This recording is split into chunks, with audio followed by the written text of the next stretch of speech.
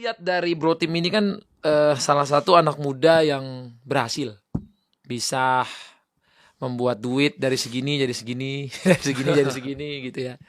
Tapi ada nggak sih titik yang dimana orang nggak tahu kalau Bro Tim tuh pernah serendah itu titiknya? Kalau rendah mungkin saya orangnya positif ya Mas ya. Jadi kayak saya walaupun rendah pun kadang saya mungkin nggak ngerasa itu rendah waktu itu. Pas lagi ngerasain gitu. Oke. Ya pernah, karena saya kan dulu kan dari nol ya Mas ya. Jadi saya jualan tuh sedotan pinggir jalan tuh. Sedotan stainless dulu pinggir jalan. Sedotan stainless. Stainless umur 15 waktu itu. Oke. Karena mesti bayar uang sekolah sendiri waktu itu. Itu yang suruh orang tua? Enggak, sendiri. Oh, dari Jadi, keinginan sendiri? Keinginan sendiri. Tapi orang tua ngasih jajan padahal? Orang tua waktu itu pisah. Pisah, Oke. ikut sama ibu, harus biayain sampai adik-adik semua. Adik-adik Ya, berapa orang? Ada satu adik sama satu kakak. Wah. Gitu. Jadi Masih untung saya dia 10. lebih berat itu Mas. Beneran gue disuruh ngidul. Ikut jadi tulang punggung, tulang rahang juga. Tulang punggung sama rahang. Itu rahang juga 10 lebih berat. Kalau 10 berat. 10 berat, Bro. Saya jadi bersyukur nih. Oke, Jadi lanjut. waktu itu harus jualan sedotan stainless. Jadi beli dari impor dari Cina tuh. Oke. Jadi waktu itu belinya dari sedikit-sedikit. Umur 15 udah kepikiran tuh ya impor dari Cina ya. Karena waktu itu nyari barang. Jadi waktu itu jualan minyak rambut juga. Jualan di Kaskus dulu. Belum ada Tokopedia tuh. Sama lagi gue juga jualan Iya. kaskus juga tuh. Kaskus itu cendol kan. Cendol. Oke. Jadi ini kalau Andrew Darwis ngomong teman saya juga tuh. Iya, Kalau nggak ada iya. dia ya saya nggak ada di sini gitu. Benar. Kalau Beliau juga bilang, apa Mas Ata dulu kaskuser? Iya. Kita ngumpulin cendol. iya. Biar dapat rekomendasi gitu kan, biar Jadi, dipercaya. bahkan Tokopedia pun menurut saya yang store-nya Tokopedia itu banyak nyontek dari Kaskus punya sistem dulu. Kan jualannya Kaskus dulu. Orang-orang Tokped tuh ngambil yang seller-seller di Kaskus buat pindah di sana dengan iklan yang lebih murah kan dulu. Nah, saya ikut yang pertama tuh yang pindah-pindah ke Tokped tuh waktu itu.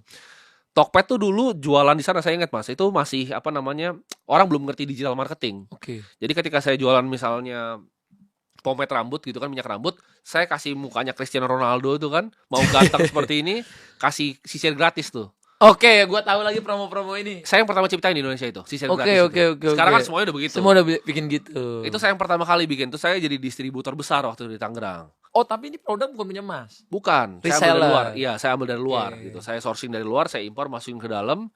Nah, karena waktu itu masih muda, terus saya udah sampai kontainer tuh umur 15-16 tuh. Penjualan bagus. Bagus, saya udah omset ratusan juta tuh umur 15-16. 15-16 omset ratusan juta. Oke, nice. Cuman kan marginnya nggak sebesar itu kan, Iya, karena jualan betul. online. Nah, Ya mungkin 10-20% lah. ya 10-20 juta benar Mas Benar. untungnya. Cuman waktu itu kan datangnya udah mulai kontainer tuh. Jadi itu kena saya waktu itu sama bea cukai. Oke.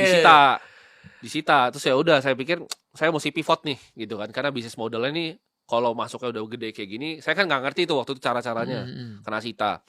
Saya pivot bikin digital marketing agency waktu itu. Karena saya bisa jualan barang, saya pikir oke ini bikin agency mantap nih kayaknya. Agency marketing jadi saya bikin waktu itu. Agency marketing itu pertama. Betul. Itu umur 8. Umur 17 tahun. Oke. Saya punya agency marketing, klien udah 10-11 lah waktu itu. Oke, Bayar retainer. jadi mereka minta bagaimana mengiklankan produk mereka gitu. Betul. Ya. Oke. Nah, tapi sembari jualan, saya kan suka baca buku-buku orang sukses tuh, Mas. Nah, saya baca satu buku nih, Warren Buffett waktu itu. Warren Buffett. Dulu kan ada Bill Gates, ada banyak tuh. Tapi kayak saya pikir Bill Gates ini bikin Microsoft nih susah banget nih kayaknya saya Harus menguasai HTML. Iya. Segala macam. Saya kayaknya nggak bisa nih bikin Microsoft. Tapi kalau cuma beli saham Coca-Cola, kayaknya gampang. Saya mikirnya gitu dulu.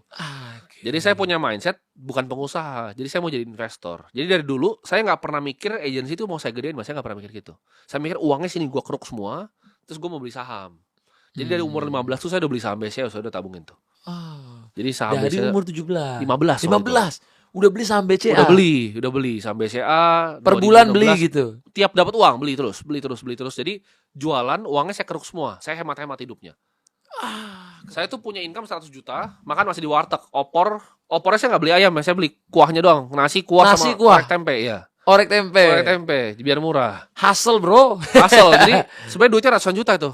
Cuman kayak semuanya dibeliin saham waktu itu. Beliin saham semua. Karena mikir masa depan. Saya mikir masa depan. Kalau saya ibarat pohonnya mau besar nih, bibit saya tanam.